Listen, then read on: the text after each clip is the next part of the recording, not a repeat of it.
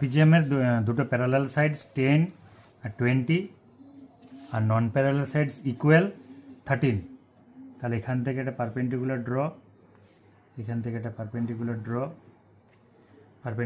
ট্রাপিজিয়ামের নাম A B C D, এটার নাম দিলাম ই, এটা হচ্ছে এফ। তাহলে যেহেতু এটা পারপেন্ডিকুলার তাহলে ই এফটা হয়ে যাবে আমার 10। তাহলে বাকি এই যে বি সি টোটালটা যেহেতু 20 ছিল, তাহলে এটা যদি 10 হয় তাহলে এই বিই আর এফ সি এই দুটো টোটাল হবে 10। আবার যেহেতু এটা প্যারালাল মানে নন প্যারালাল সাইডসগুলো ইকুয়াল বলে দেওয়া আছে, তাহলে তোমার এটা হয়ে যাবে 5, এটা হয়ে যাবে 5। এবারে আমার পারপেন্ডিকুলারটা বের করতে গেলে পাইথাগোরাস থিওরেম ফেলতে হবে। A E square plus B E square equals to A B square.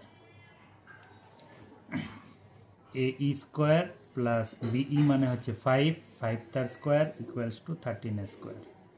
সেখান থেকে A E square equals to পাবো 13 square minus 5 square, that is equals to 169 minus 25, that is equals to 144। তাহলে A E equals to পাবো root 144, that is equals to 12। তাহলে আমার যেটা height বের করা দরকার ছিল সেটা পেয়ে গেলাম 12। তাহলে এরিয়া অফ ট্রাপিজিয়াম হবে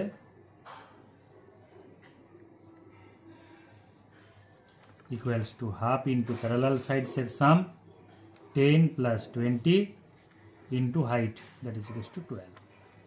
তাহলে হাফ ইন্টু 30 ইন্টু 12, 6